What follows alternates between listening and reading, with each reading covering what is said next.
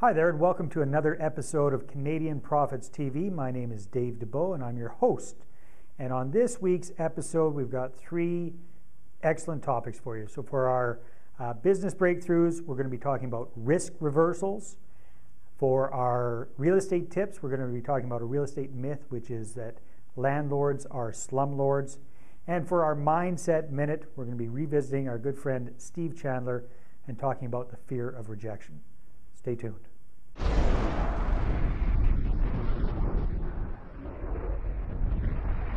All right, so today on our business breakthrough, I want to talk to you about risk reversal. And what does that mean? What's risk reversal? Well, basically, it's when you're doing a transaction with a customer, usually one party or the other has to take on more risk than the other. So typically, when it's a transaction like that, it's usually the customer that has to take the risk. They're paying money for something. They don't know if it's going to work exactly the way it was promised or if it's going to be good or not. And they're taking a risk by purchasing the product or the service. With risk reversal, what we're doing is we're reversing that, and we're taking all of the risk on ourselves instead of putting it on our customer or our client's shoulders. So another word for this would be something like a warranty or a guarantee or something of that sort. So if you're in business for yourself, you're self-employed, or even if you're a real estate investor, you should always be looking for ways to guarantee what you do as much as you possibly can. It's a huge competitive advantage over a lot of other people that are in your line of business. And even if they do have guarantees, you can look for fun and interesting ways to make yours stand out way above the rest of the crowd. In my business in Costa Rica, that was my unique selling proposition, was my risk reversal, was my guarantee. It gave me a competitive advantage for 7 years before my competitors caught on to it and figured out what I was doing. So it can be very, very huge. An example of risk reversal would be what Ken Beaton and I are doing right now for the upcoming boot camp that we're putting on, which is multifamily investing and property management. And our risk reversal there, which you can check out if you'd like to see that at CanadianProfitsTraining.com. Basically, what we say for this event is come on out to the seminar, come out to the boot camp, check it out for the entire first day. And if for any reason you're not absolutely thrilled, just let us know. And not only will we return your money, give you all your money back, we'll also give you up to $500 in your documented hotel and travel expenses. So it's actually a better than money back guarantee. That's an excellent example of risk reversal. It can be a definite competitive advantage for your business. You don't have to get that crazy, but that's what we do with ours. Check it out and always use risk reversal whenever you can.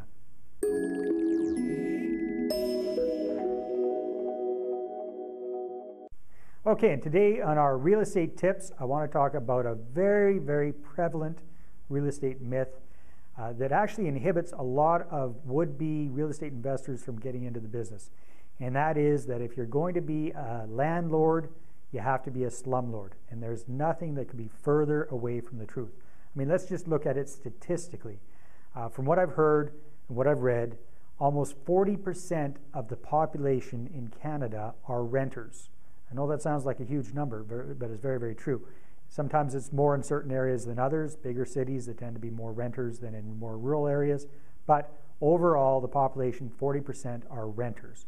There's no way they can all be living in slum-like conditions. Makes sense, right? And my good friend Ken Beaton takes a lot of offense when people call him slumlord because he's got over 120 doors right now. He's definitely not a slumlord. And like he and Darren Weeks teach, if you're going to be an ethical real estate investor, your goal should be to provide clean, affordable, safe housing for your clients, for your tenants. That's what it's all about. In fact, while I'm talking about this, we'll have some screenshots of before and after pictures of one of Ken Beaton's deals. He actually bought a place that was run by a bit of a slumlord, turned it around, brought it right up to speed, and made it very, very livable. In fact, his whole concept is if he wouldn't be willing to live in a unit himself, he is not willing to rent it out. So that's what it's all about. You do not have to be a slumlord to be a landlord. You can be a landlord and be completely above board, completely ethical, and provide good, affordable, clean, safe housing for your tenants. That's your real estate tip for this week.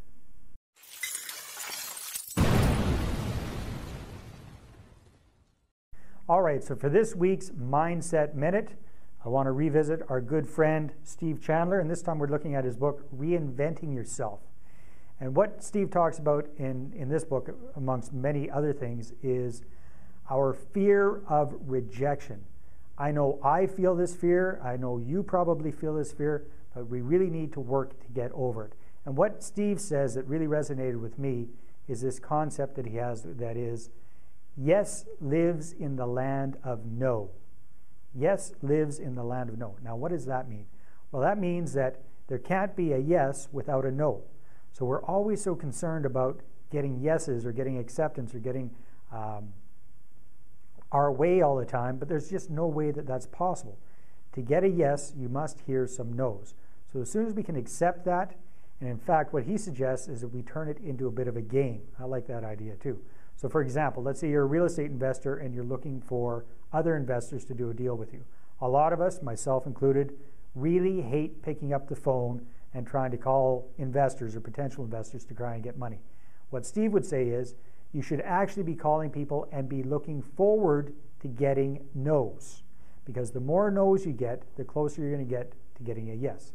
He suggests that you turn it into a game and that you force yourself to keep calling until you get at least 5 no's. Sounds like a good idea to me. I've tried it myself. Can't say it absolutely cures my fear of rejection, but it definitely does help. So remember, yes lives in the land of no. Don't worry so much about rejection. It's never personal. It's always about how you feel about it. So that's your Mindset Minute for this week. All right, thanks a lot for tuning in to this week's episode of Canadian Profits TV. This week's episode was brought to you by the replay of the webinar that Ken Beaton and I recently did, which is single family versus multifamilies, pros and cons for real estate investing. You can check out the replay of that webinar at www.canadianprofitstraining.com. Check it out and learn something from that.